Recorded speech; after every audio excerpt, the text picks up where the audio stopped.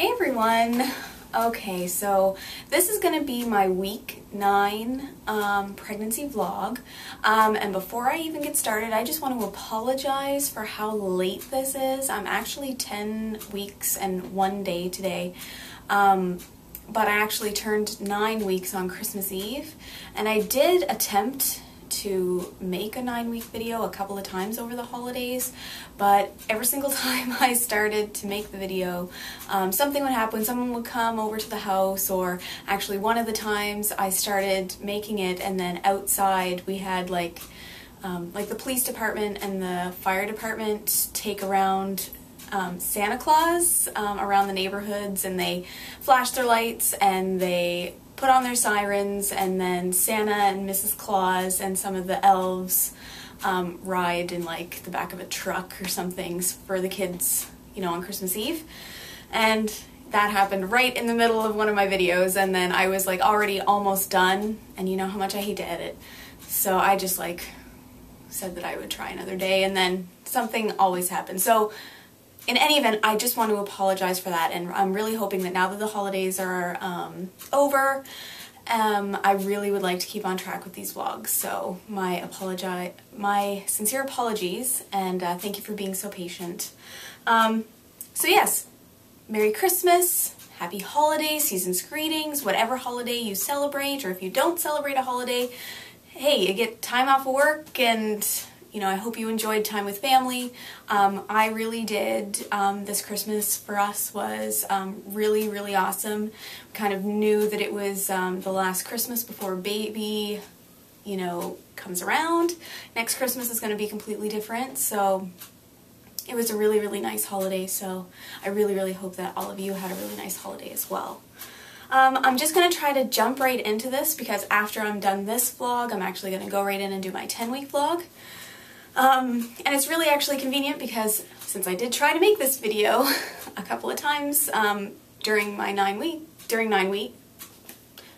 week 9, I actually still have my notes, so I don't even have to go back and try to remember. I have my original notes, so that's great.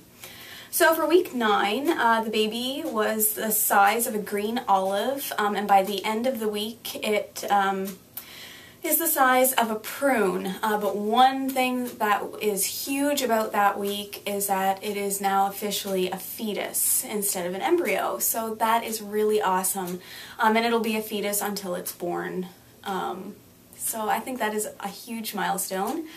I'm kind of taking every little thing that happens as a huge milestone, but it feels like it is. It just, everything feels like it's a big milestone. So that is what's up with the baby's size.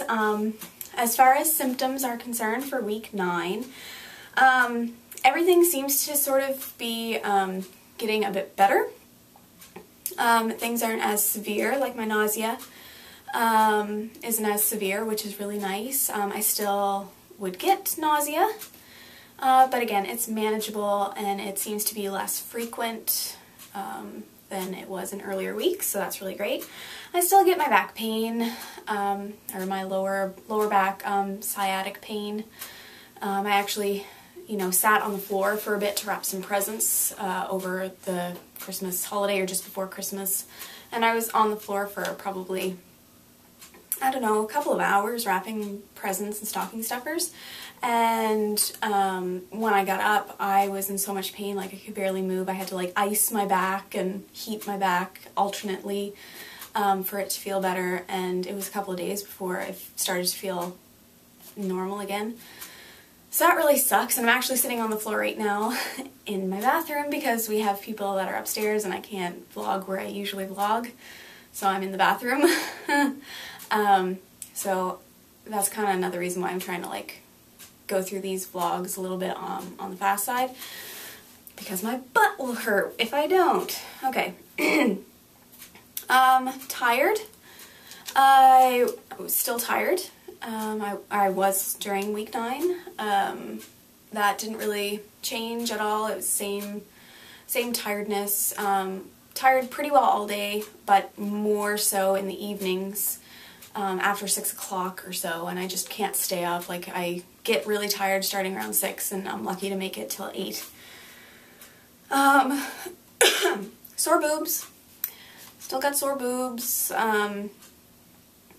Yep, nothing any different with those, so that's great. Still fiery.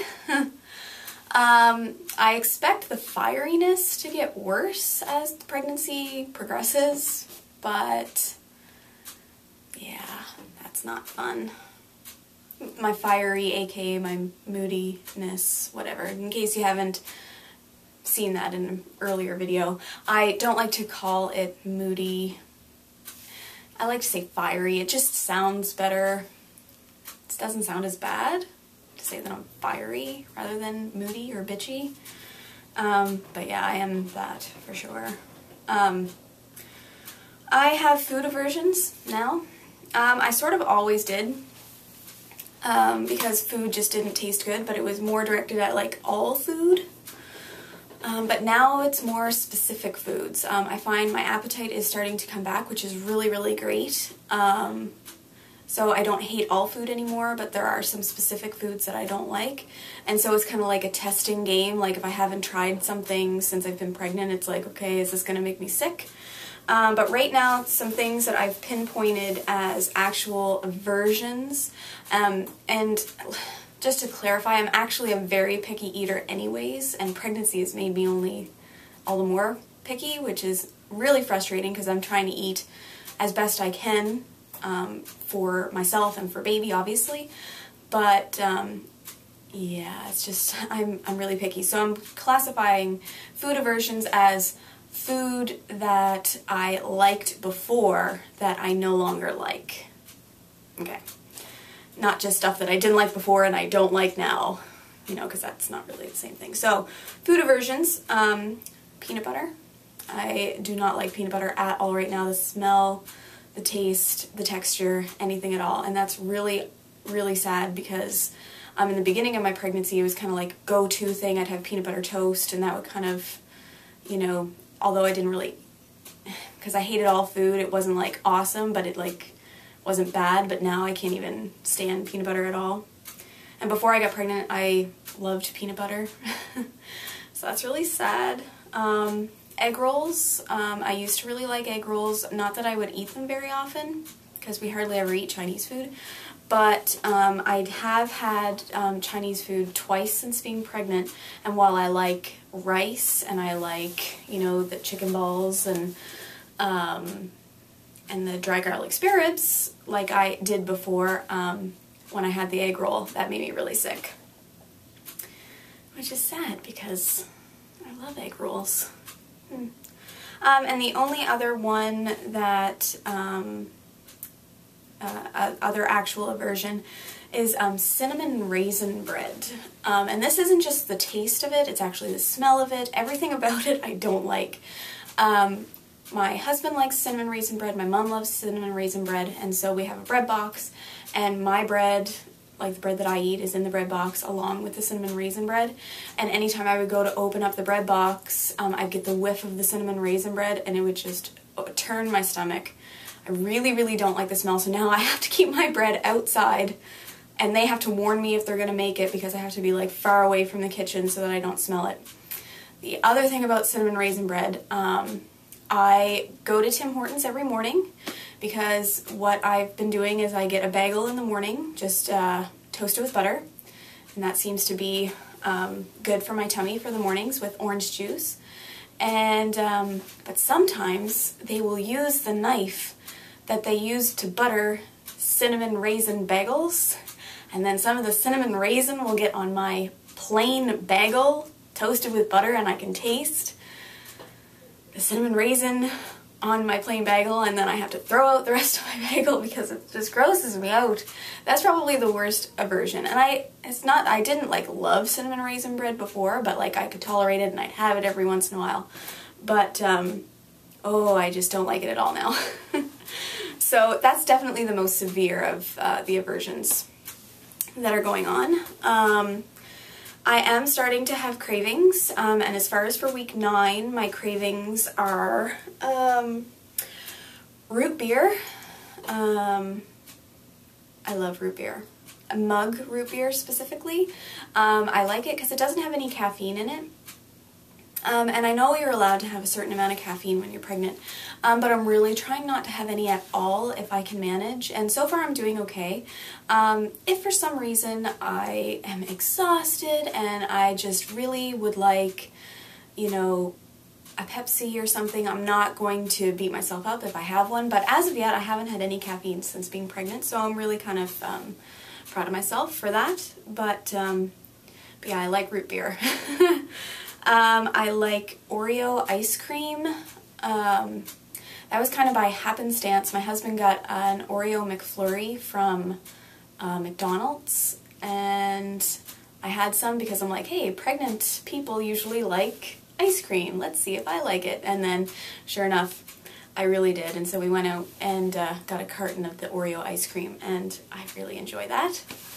And the other thing that I really like as far as a craving, and this is awful because none of this stuff is good for me, but the other thing that I like is original Kraft dinner, or macaroni and cheese. I usually would eat the spiral noodles with like the original powdered cheese instead of the original noodle. But since being pregnant, the spiral actually makes me feel quite sick. But I love the original. I love the original Kraft dinner. I'm trying not to eat it like all the time because I know it's really bad for me, but I really love it. And if I am going out somewhere, or and I, you know, if I have to do something and I don't want to eat something that I'm not sure if it's going to make me sick, then I'll have Kraft dinner just because I know that it won't upset my stomach, you know, kind of thing. So yeah, that is all that I'm having for cravings is, for week 9, and my aversions for week 9. But I've kind of been leaving you a little bit in suspense because something else very, very major happened in week 9. As you all know, I was waiting to hear back from the hospital to find out when I could get an early ultrasound because my doctor did order me one. So I heard back from them. See, I can't really remember dates. I want to say it was the Christmas Day was on a Sunday, Christmas Eve obviously on a Saturday, so it was maybe the Wednesday before Christmas.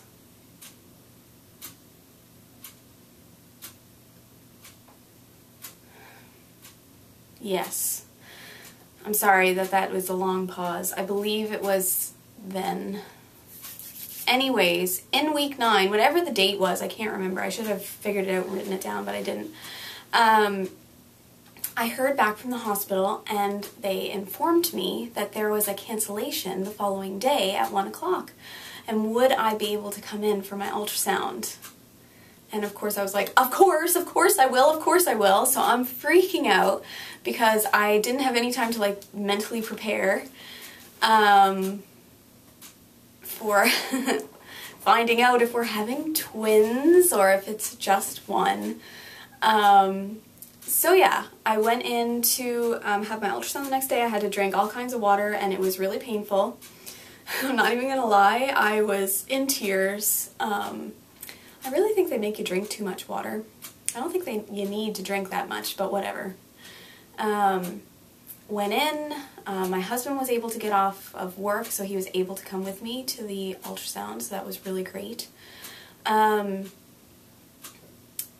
went in, and she put the thing on my stomach, had a look, and then called my husband in. And he was able to see everything that was going on, so she put it on there, and of course I have, Googled and YouTubed so many, ultrasounds and what my ultrasound should look like. It was at 8 weeks and 5 days that I went in. That was when I had the ultrasound. So I know what I should be looking for, and as soon as she puts it on there, I see a heartbeat, I see a little flicker, and I see baby, essentially. And just one baby. Yeah, so basically she was very, very thorough, and she checked, and unless one baby is hiding directly behind the other baby, she's fairly confident that I am only having one baby. It's not twins, everyone, it's not twins.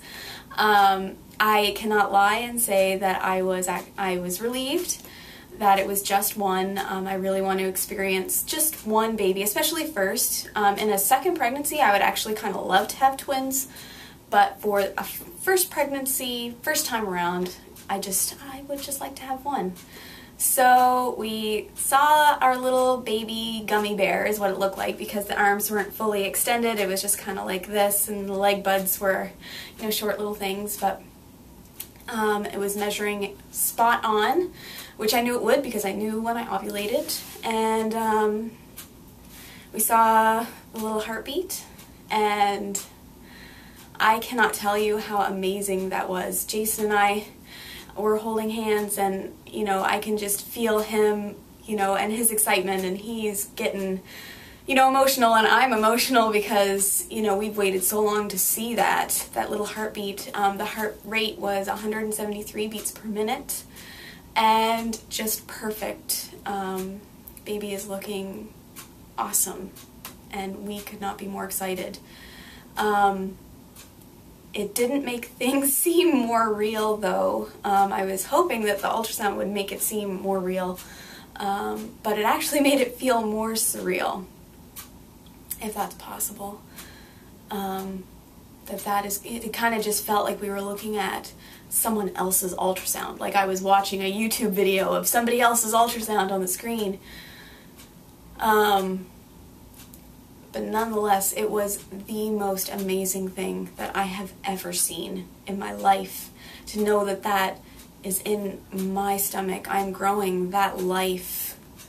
It's just, it's amazing. It's, you know, wow.